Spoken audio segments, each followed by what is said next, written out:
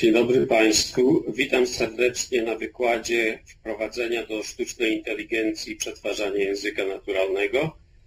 Wykład będzie odbywał się po angielsku. Cieszę się, że zobaczymy się za 2 tygodnie i będziemy mogli rozmawiać mieszanką polskiego i angielskiego. Także przechodzę do wykładu. So today we will be talking about building natural language processing applications. This is going to be the dominant theme in this lecture series. So let's go through some explanations why we want to build natural language processing applications.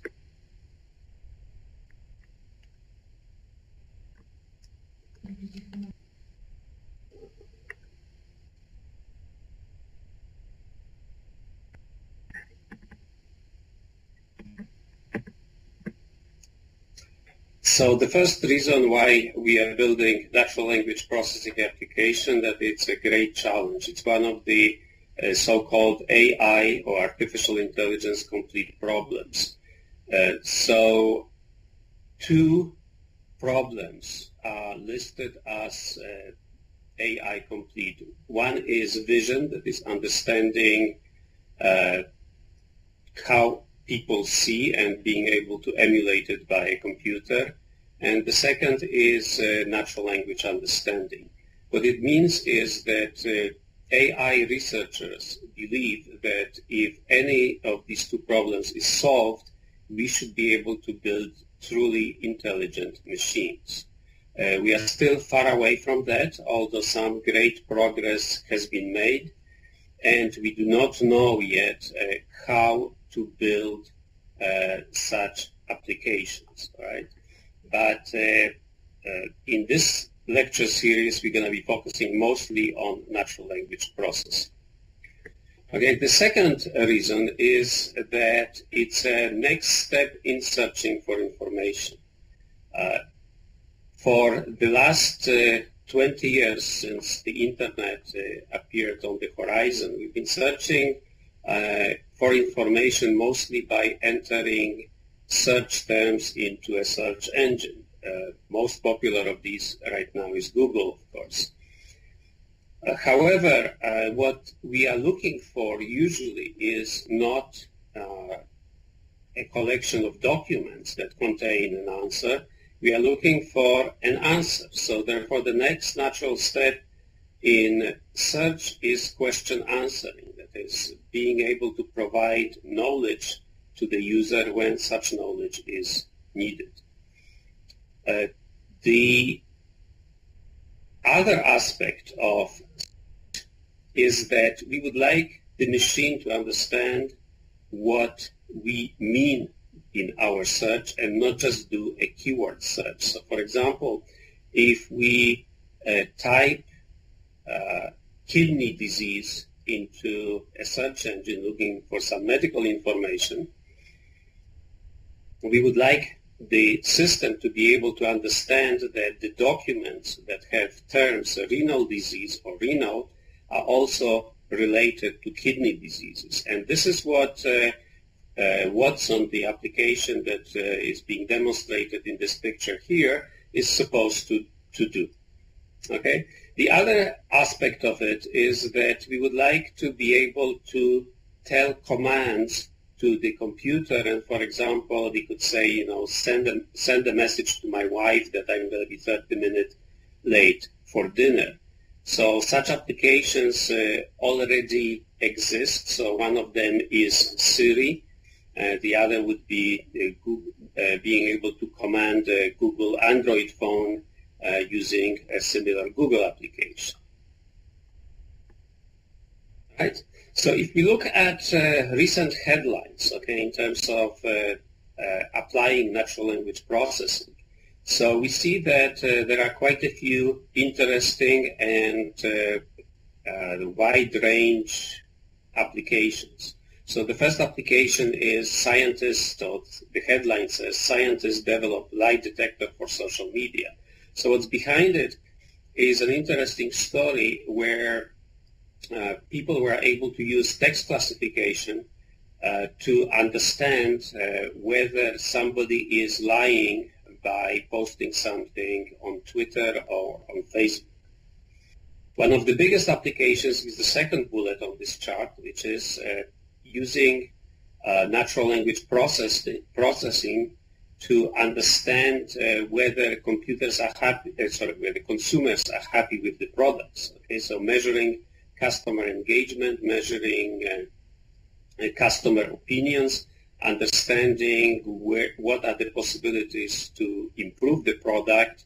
All of that is part of this CRM, or customer relationship management. Yet another set of applications has to do with biology, so being able to understand the interaction between genomic sequences and protein formation and drugs. All of that has to do with using large amounts of data to connect genomic codes with, for example, publications that explain how various gene sequences interact with proteins and how they interact with various drugs. The fourth bullet on this chart is the story behind the SAT overhaul. That's a story published by the New York Times a couple of months ago. What's interesting about it is that two aspects. Okay, first is that as of a few years ago, natural language classification became good enough that based on a collection of clues, of keyword clues, and other features, machines were able to understand the quality of essays. There was no real understanding of text behind it. However, using classification techniques, as I said, they were able to assign a correct grade to an essay. What happened in the follow-up was that humans, and especially SAT, which is the test for entrance exams for universities, the SAT preparation firms understood that the essays are scored automatically, and therefore they were able to advise the students to use, for example, some rare words even if they had no connection to the particular topic. So, for example, the essay could have been on current American politics. However, mentioning World War II and Genghis Khan and, putting a couple of random dates would improve the grade, even though the quality of the essay itself has been low. So what the story says is that the testing firms had to essentially abandon the essay grading as part of the SAT exam. The fifth bullet shows applications of text mining in understanding how medical insurance should pay for certain medical procedures, and that requires essentially some understanding of doctor notes and some understanding of the documents that are created after a doctor's appointment. The sixth bullet shows a very large domain of applications for natural language processing, which is financial information and understanding of financial information. So what the bullet says is that you can mine Twitter or other opinions, for example, opinions expressed on internet blogs, to better trade stocks. So in other words, such opinions can be used as reliable trading signals. Okay. So these are some of the possible applications, and we're going to go through some of these examples or similar examples in the course of these lectures. And a final aspect of building natural language processing applications is that it's part of the big data. So big data is the idea is that companies can now very cheaply store large amount of data, and this data can be used to improve the operations of the company. So for example, here we have some numbers from, I believe, last year, where Twitter was estimated to be sending over 50 billion tweets per year. I think the numbers right now are more on the half a billion per day. And similarly for American cell calls, there is 2.2 teraminutes per year, which translates to about 20 minutes per person per day. And obviously, as we know from Edward Snowden disclosures, that some of these calls were monitored by intelligence agencies. So obviously what we see here is that the applications of big data can be used in many different domains, and the data is really, really big. So part of this lecture will also, or these lectures will also deal with techniques for text mining of large amounts of data. So to summarize these 3 points, okay, starting with the last one, so it is natural language processing is a very important and still growing part of the big data analytics. It leads to highly profitable applications. We're going to see some of them in a minute.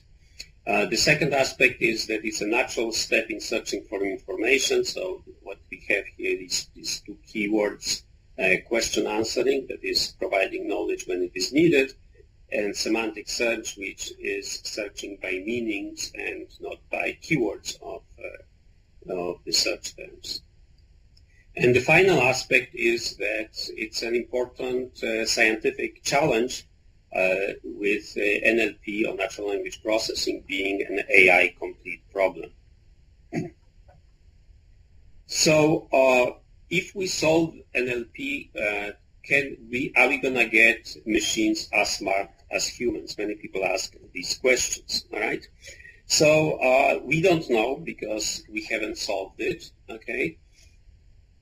And even if we solve natural language understanding, there may be something else that will be the next challenge. So, for example, David Gardner, who's a professor of computer science at Yale University, says that the biggest unsolved problem is creativity, that is understanding how people come up with new ideas, and that may be completely independent of being able to understand how ideas are expressed in natural language. So in this class, we're going to have 2 objectives. So the first objective is to provide the understanding of the concepts, and the second objective is to gain experience in building applications.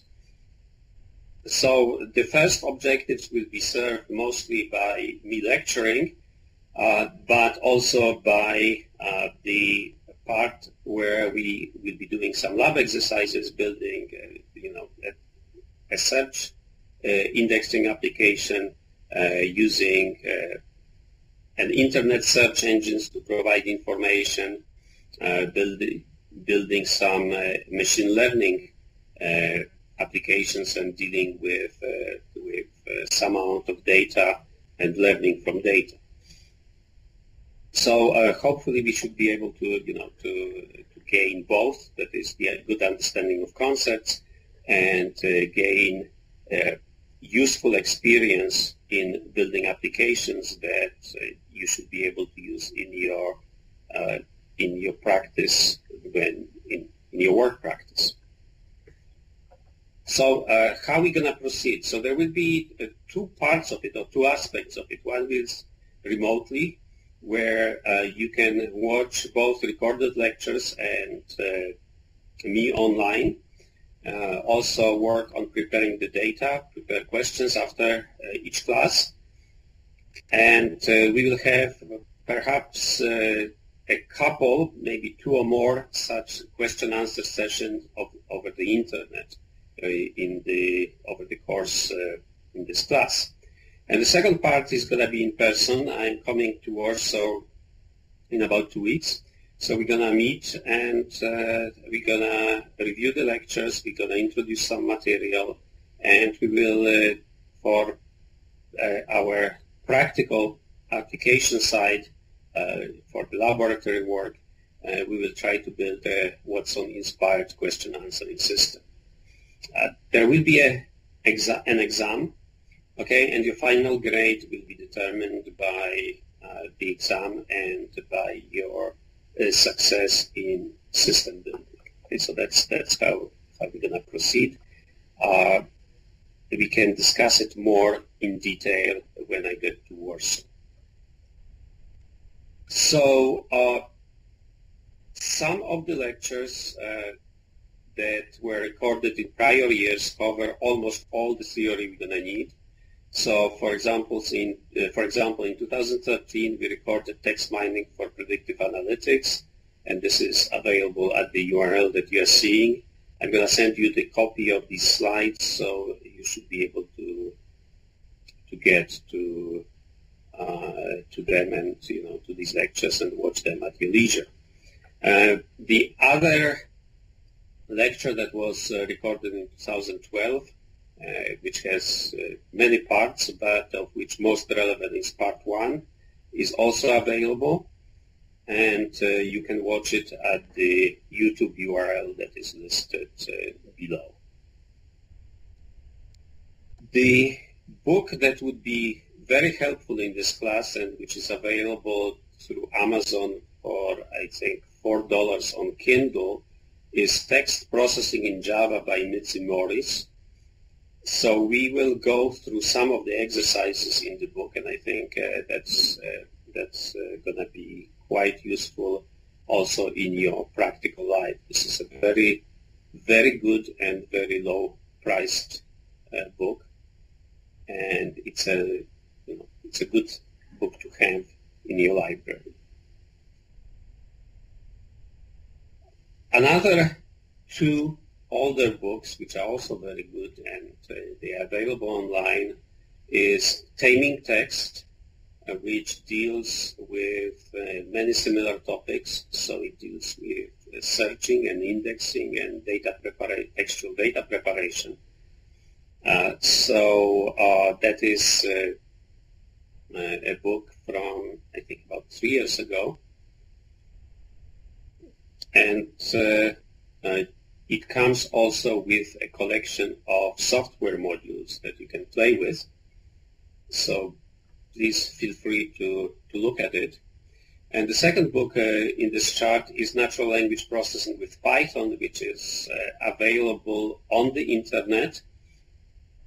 If you type this query, you should be able to be connected to a website which contains all the chapters from the book, the exercises.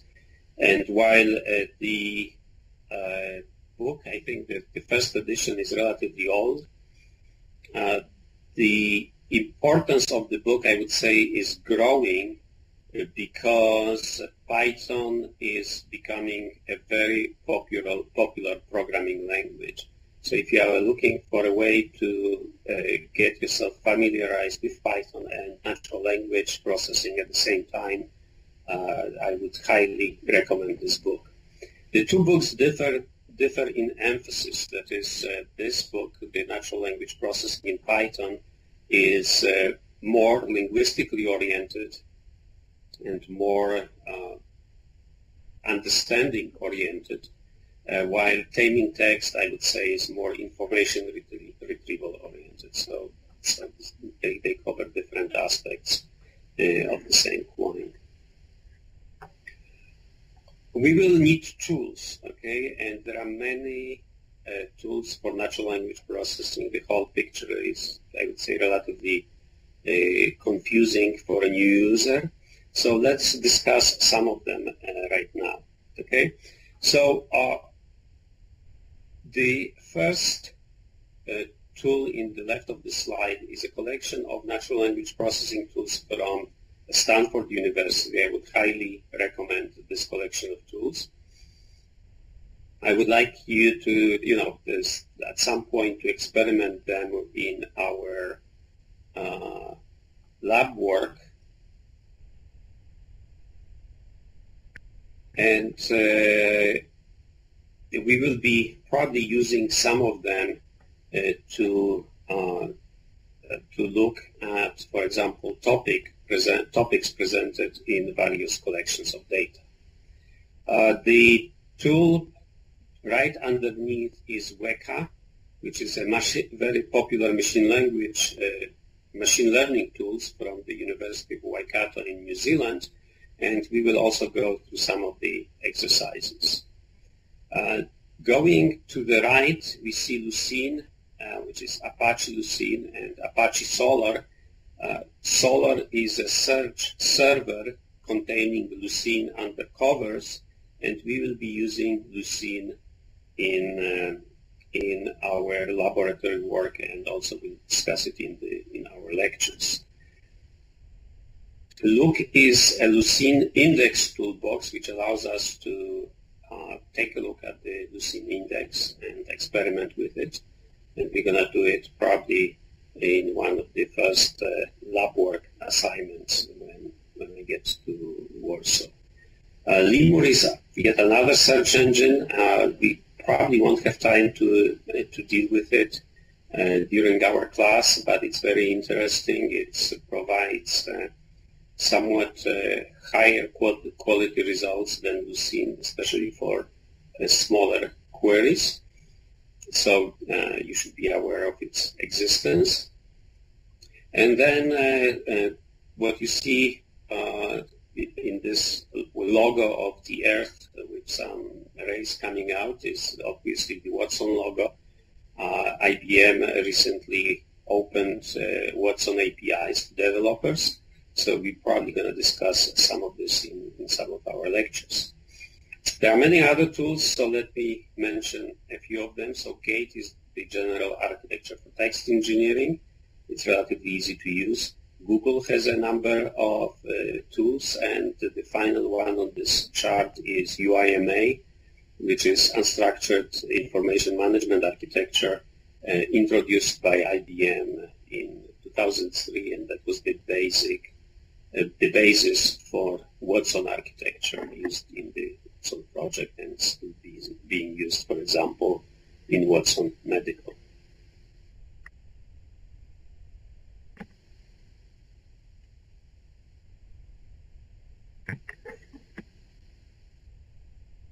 The final item here is Bing API, so this is something we will discuss later in this lecture, and this is going to be part of your homework.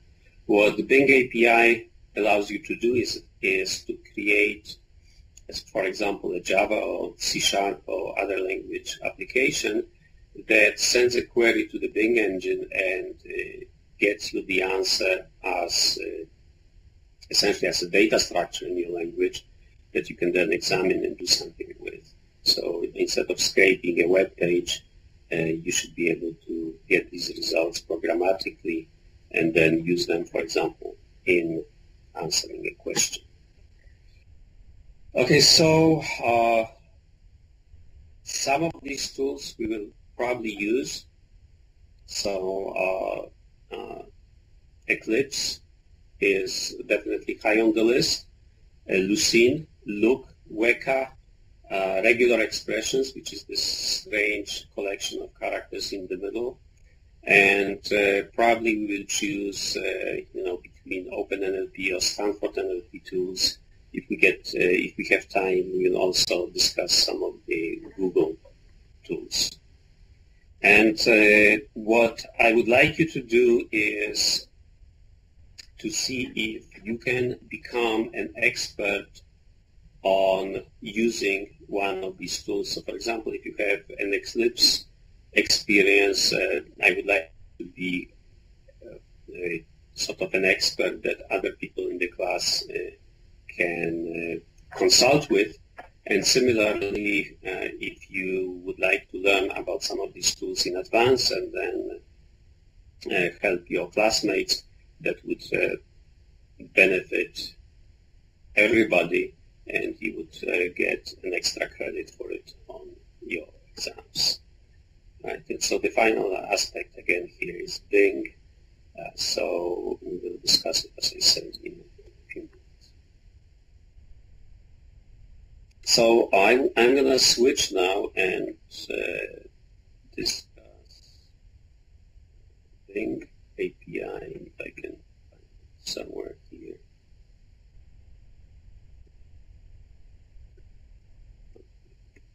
All right, so this is the Bing API.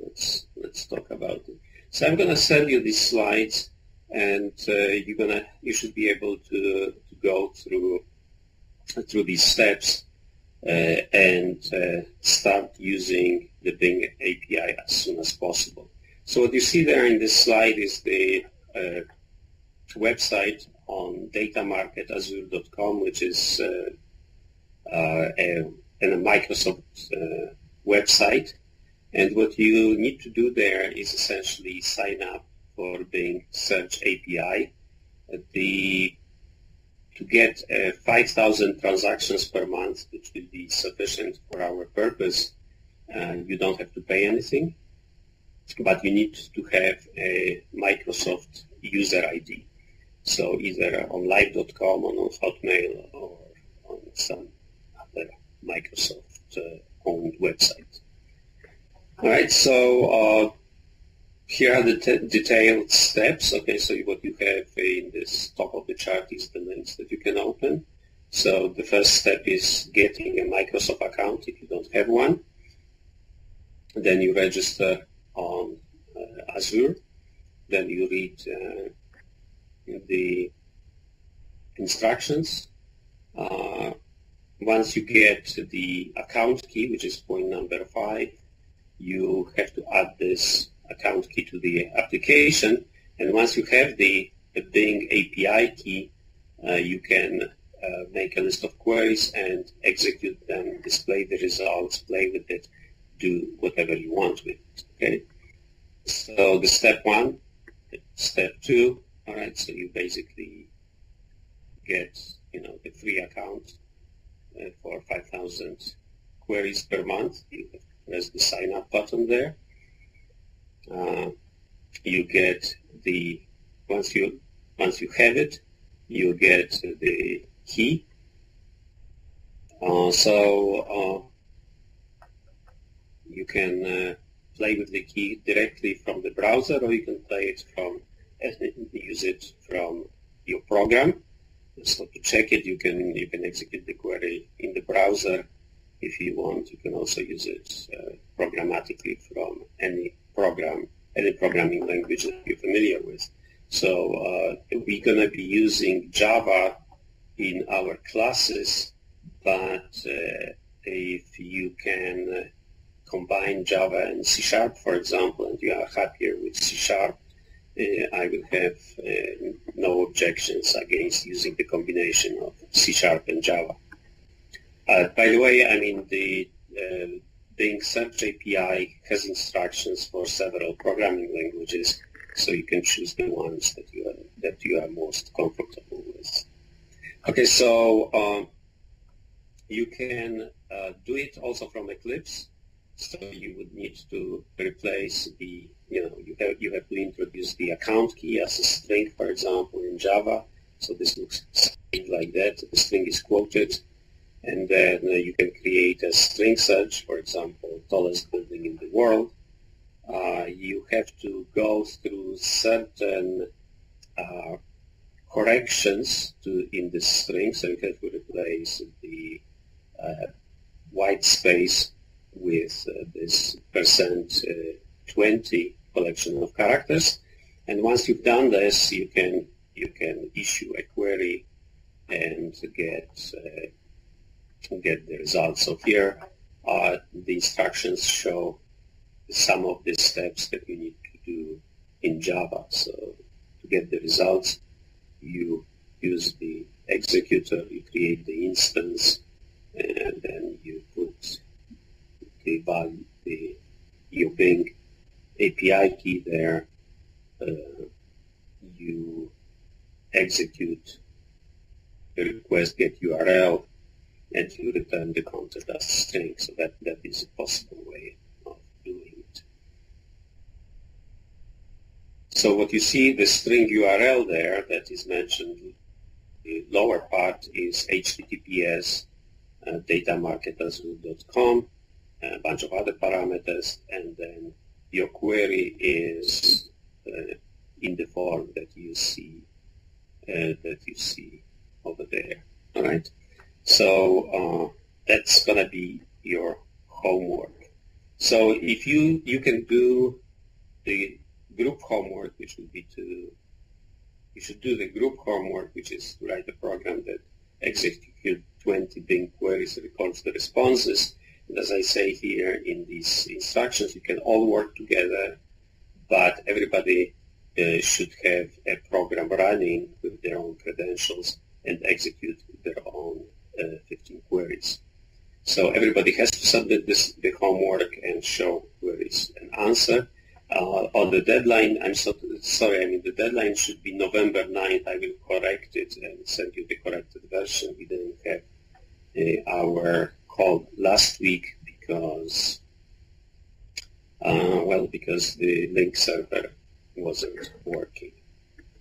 All right, so let me do two things. One is return to let's return to this presentation. Okay. All right. So now let's start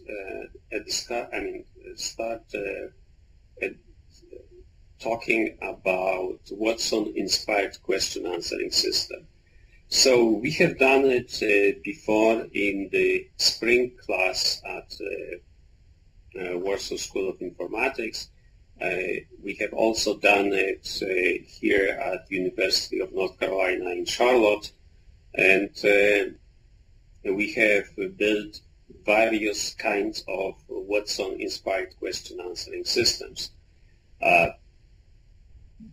The basic idea behind it, Watson, is relatively simple. That essentially what you need to do is you need to combine search, which is both search on your laptop or on your lab machine, with Bing query to get a larger collection of possible results. So you need to combine search with candidate generation. That is, you have to figure out how to get from search to candidate answers, and then you have to have a system for deciding which of these candidate answers is best. Is the best, okay, because you are supposed to answer a question, that is, provide an answer and not just provide a collection of documents. So that's essentially what we'll be setting up to do. So for search, we will use Lucene and Bing. Candidate generation, we will use document titles as candidate answers. And for scoring, we will use Weka to build essentially a classifier, a scorer that gives us some probabilities of the answer being correct. We do not expect to achieve Watson performance of about 75% accuracy, but hopefully we will see that adding machine learning to the picture improves the results. So to get the scoring, we have to use machine learning. Okay, we can extend the pipelines by adding many different scorers. So the original Watson system, which is shown here on the right in the photograph, used about 400 different scorers. The system that we developed at UNC you had about 20, but either of this system, both the big Watson system and our little simulation that we created in class, are extendable. That is, you can add some additional scores and improve results that way. You can also add it by improving question analysis. So, for example, some questions require decomposition into two different parts and combination of results. So this can be done. This is not easy, and we probably won't have time for it, but there is such possibility. We will need some methods for measuring accuracy, but with Jeopardy questions, that is relatively easy. We will possibly add some question classifications so that we focus mostly on factoid questions and ignore stuff like puzzles. We will have to discuss data preparation, because if we want, for example, to use Wikipedia, we need to change it into the format that is acceptable to Lucene search engine and that is amenable to easy processing. So we're going to discuss all of that in class as well. So to give you some idea about what it is that we're going to do, okay, is we will be discussing Watson as in this IBM chart. And we will try to cover some of these areas.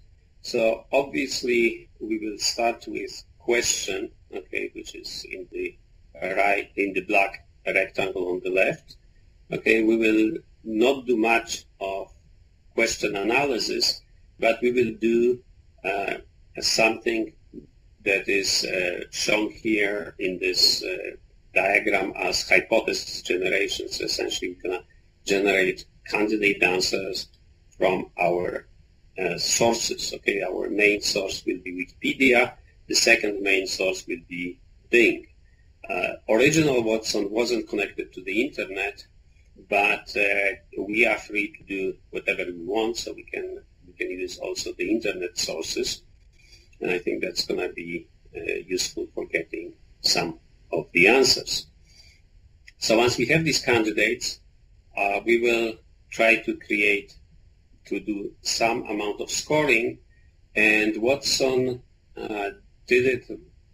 The main idea was relatively simple. Essentially what you do once you have a candidate generation, you inject it back into the question, and then you do a new search and you see if you have documents that mention both the question and the candidate answer.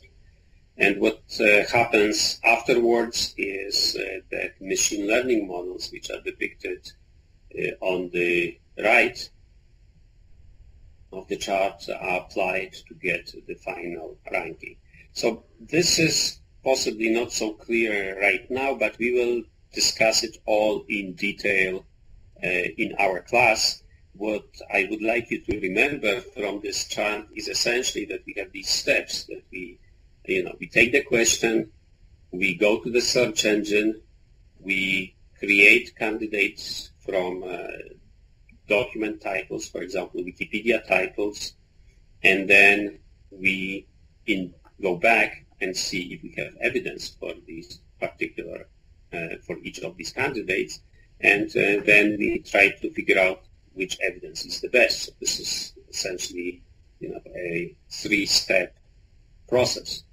Generate candidates, find evidence, score evidence, and then once you have the score, you take the candidate with the highest score.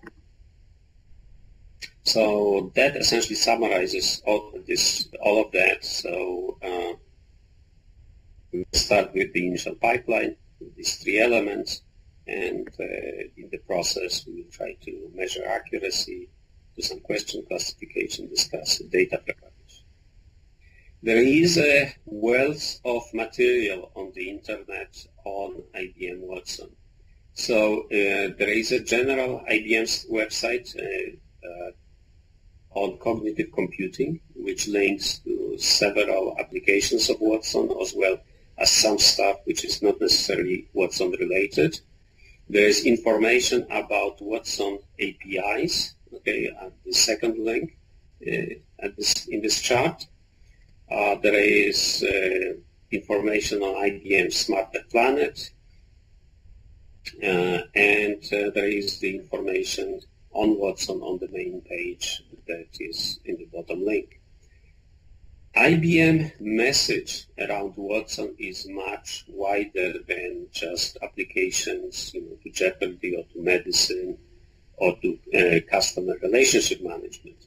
IBM says that Watson begins the era of cognitive computing, which means that essentially is the first example of a machine which can learn from its interactions and make itself smarter without human intervention.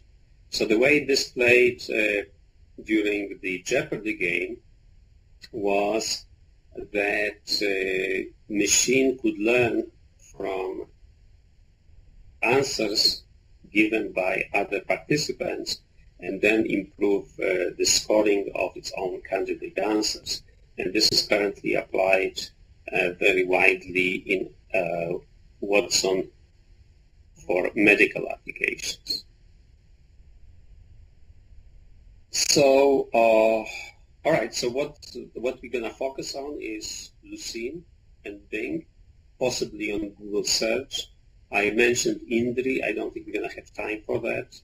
We're going to talk about machine learning, and we're going to use Weka for that. We're going to be replicating some of the Watson capabilities. To do question analysis, we would use regular expressions. For candidate generation through search, we're going to use the search engines as mentioned. For scoring, you can use, whatever you want. I mean, the way the scores are combined is that machine learning is applied to see which scores should weigh more, are more important, and which scores are less important. So we can play with many different ideas. And the final aspect of it is data preparation.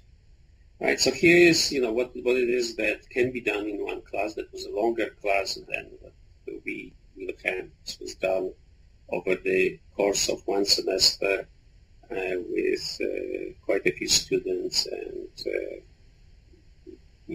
working essentially mostly in the lab or in the lab mode.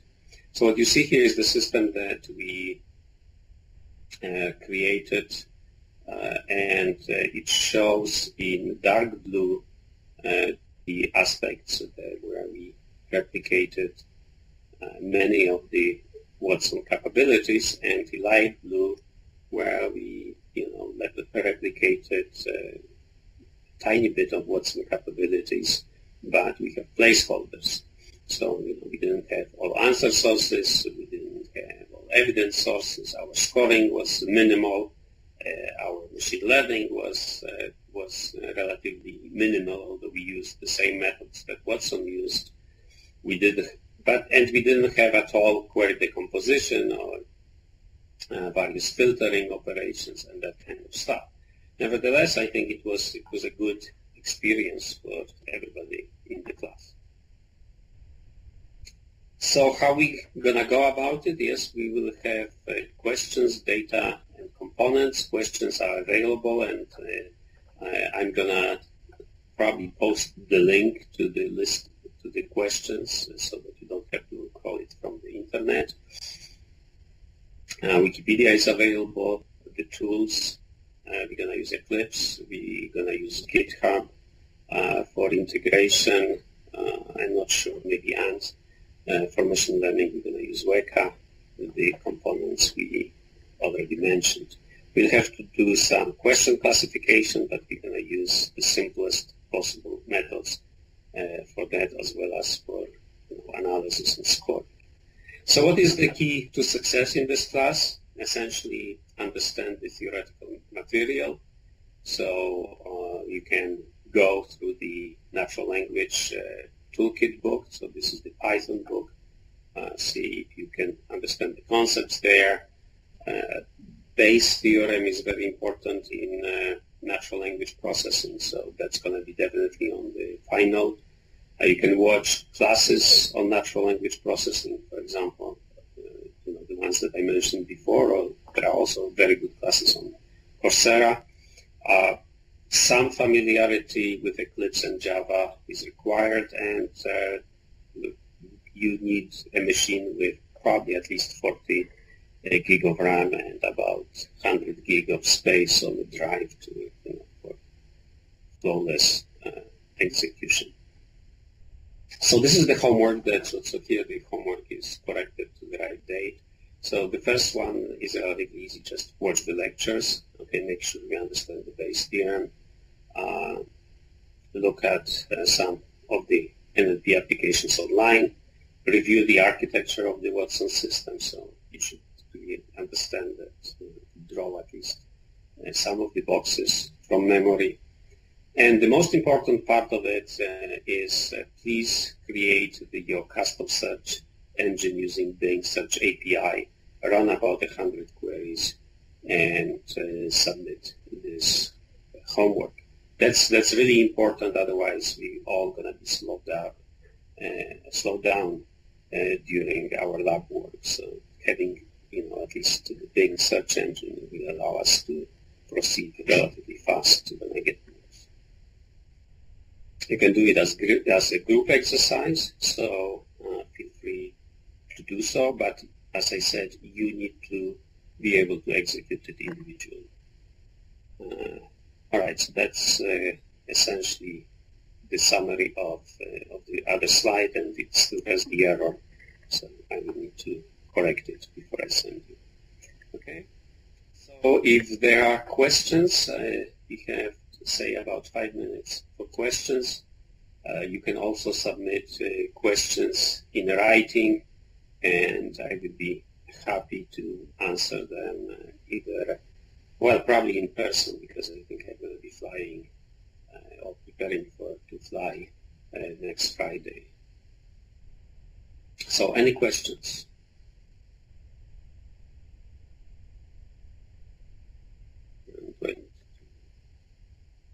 I think that the Warsaw School of Informatics has the control link now. Is that correct? Okay, I can stop presenting and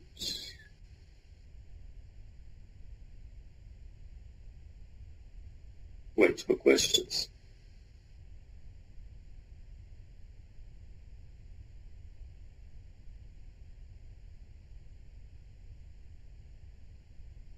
Oh, yes. Hello?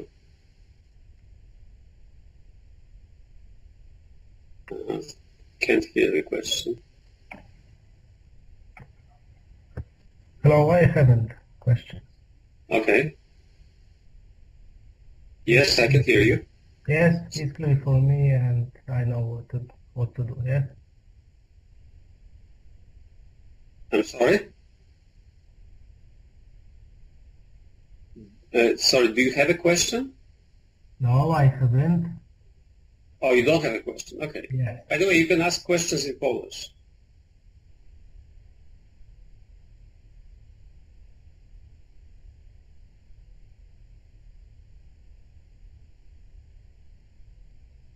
Jeśli nie ma pytań, to w takim razie zakończymy ten wykład i jeśli Państwo chcecie, to proszę przygotować pytania i przesłać je przez e-mail.